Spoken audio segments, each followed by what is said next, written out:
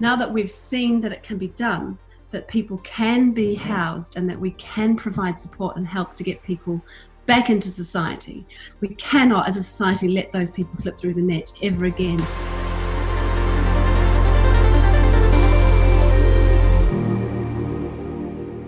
Bianca, thank you for joining me. We met, you only just told me and I forgot, November the 14th or October the 14th at Lord's. Yeah, a very uncomfortable night that was, with about 50 of us sleeping outside on the hard old concrete floor of the stands at Lord's. Yeah, we met through the CEO Sleepout. You're the wonderful CEO of the CEO Sleepout. Really excited to be having a conversation with you because you're doing some incredible stuff and you have a really interesting insight through your unique lens on what is going on currently and what needs to change coming out of COVID. So first of all, can you tell me what your old new normal was and what your new normal is? Old normal was a very hectic lifestyle for me. A CEO of CEO Sleepout. There really is just me. So I do have volunteers, but I don't have a team. I don't have a workforce. And I was running 20 plus events annually. Quite often juggling up to 10 events during one sort of time period or season, so spring or autumn. And what that meant was working with a big venue like Lord's Cricket Ground or St James in Newcastle, or Emirates Old Trafford in Manchester, liaising with them to make the event happen, recruiting the participants, liaising with the charities that we help to fund, so people working at the front line of homelessness and poverty. And sleeping out myself, hosting each event and sleeping out, up to 20 times a year. So pretty hectic lifestyle, but managed to, last year managed to raise circa £400,000 to distribute back to charities working at the front line of homelessness in different cities across the UK. So it was a really worthwhile thing to be doing. Devastatingly, thanks to the COVID crisis, we've had to cancel all of our upcoming events this year. So our income has gone to virtually zero. We're not in a position to help people when they absolutely need it most.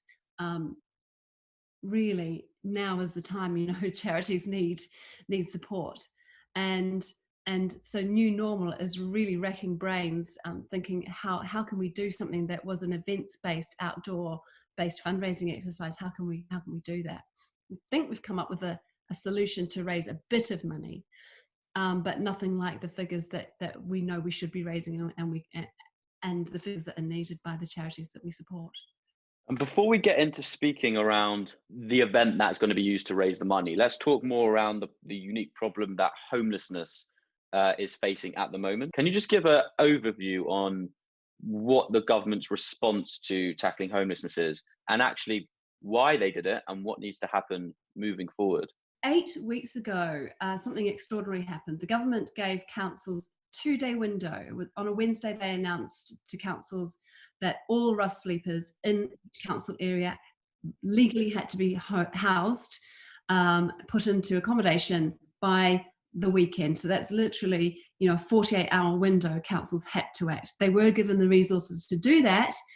And out of 8,000 estimated rough sleepers in the UK, we know that 5,000 have been homed. That is an extraordinary, phenomenal effort. So we know it can be done. How was that done?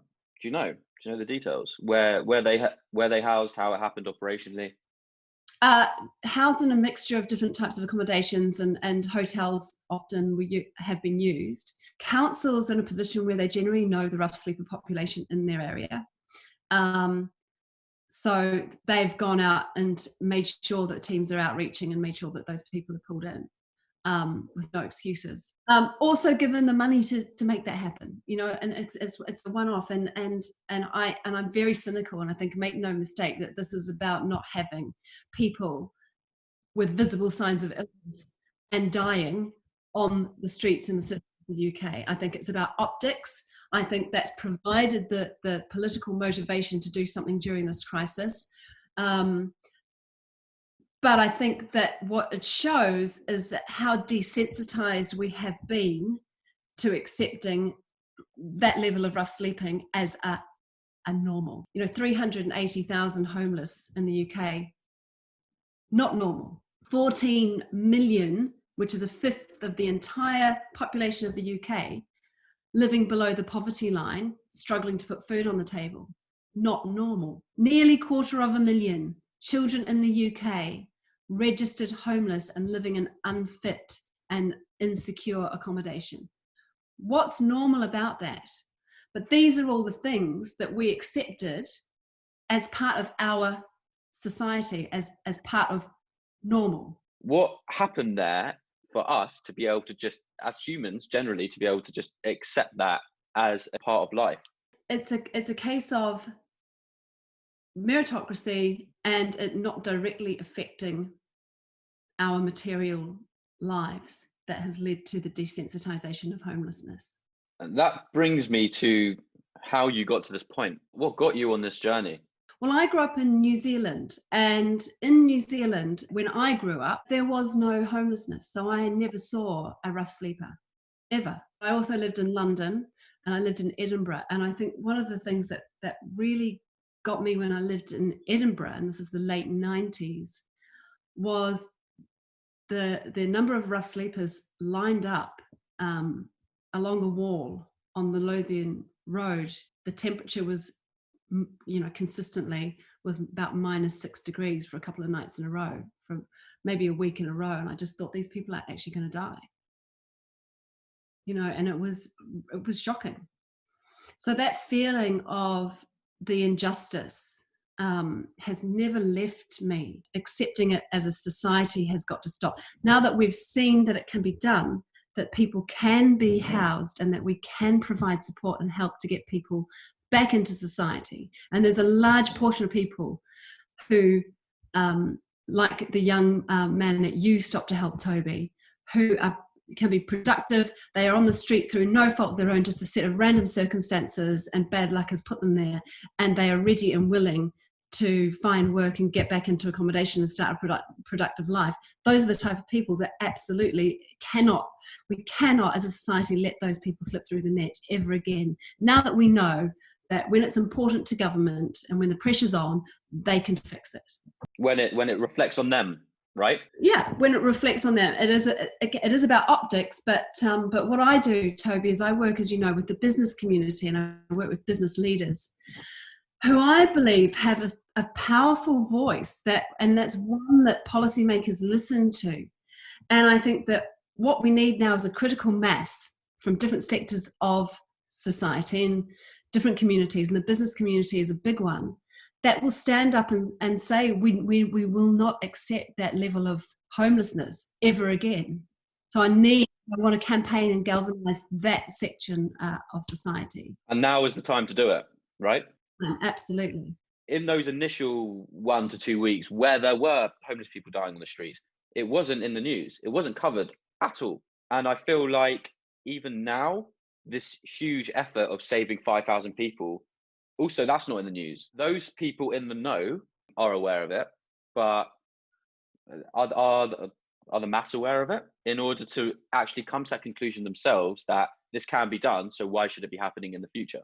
It's not dominating the news cycle because people are so concerned about other more pressing issues. But yes, there's no reason why homelessness and rough sleepers being turfed back out onto the street post-COVID shouldn't cause outrage. What interesting anecdotes or insights that you've learned from directly working with business leaders and CEOs through the CEO Sleepout? Well, the people that would come to a CEO Sleepout, they come for a number of different reasons, and they're not always altruistic.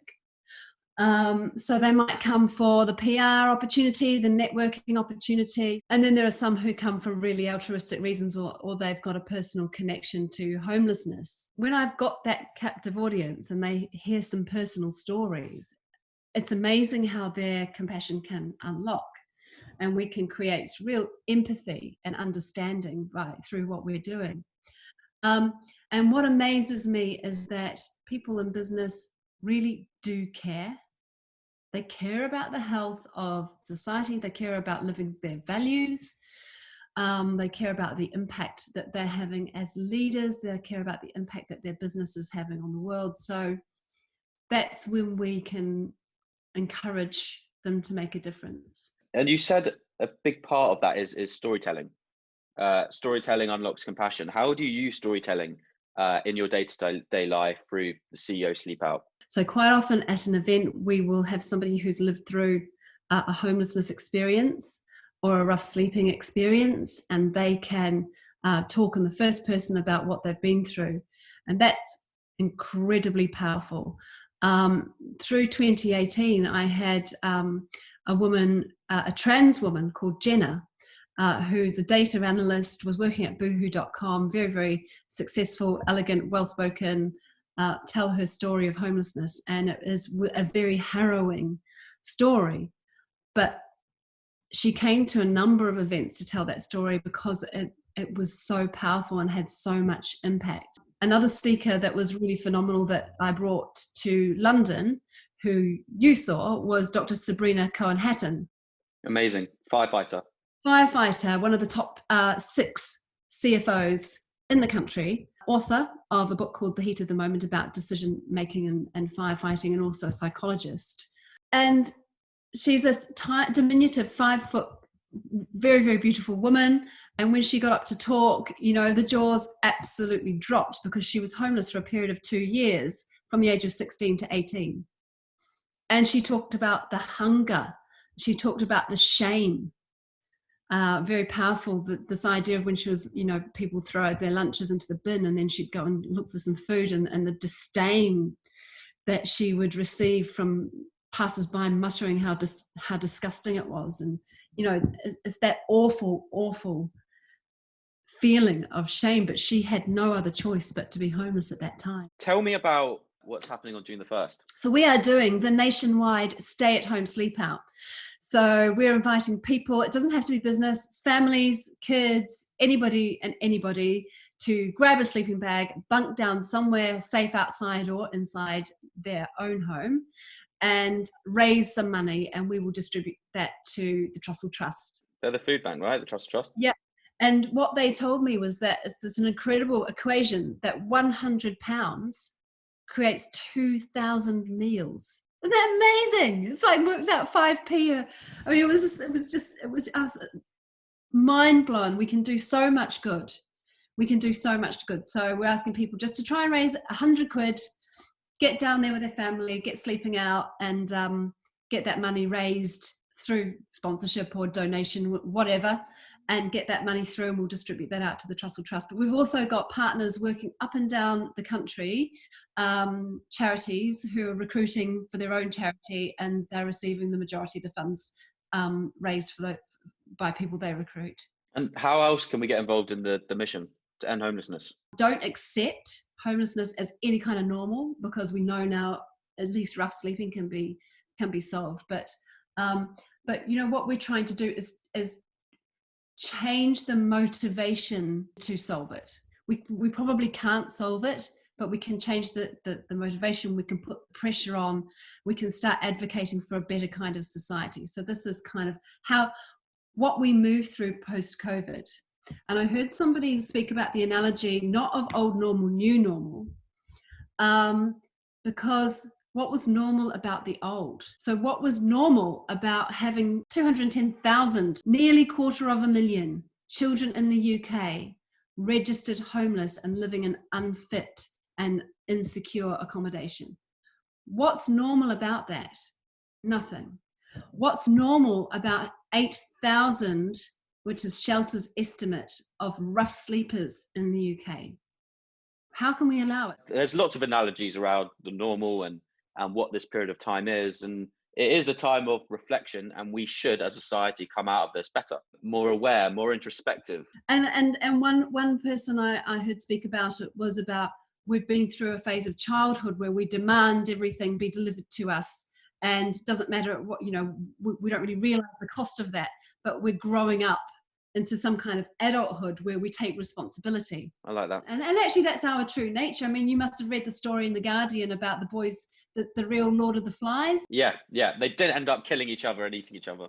No, exactly. It couldn't be further from Lord of the Flies if it tried. And the fellow that wrote the book, which included that story, has done the research to find that humans are inherently cooperative, inherently good, and will form a cooperative and kind society, given the right encouragement, motivation, and parameters. And the downside of that is this: we do things because we want to please the group and fit into a group, and sometimes that group think and that tribe think can lead us to do some dreadful things. But on the whole, we want to be part of a collective, and we want to help each other.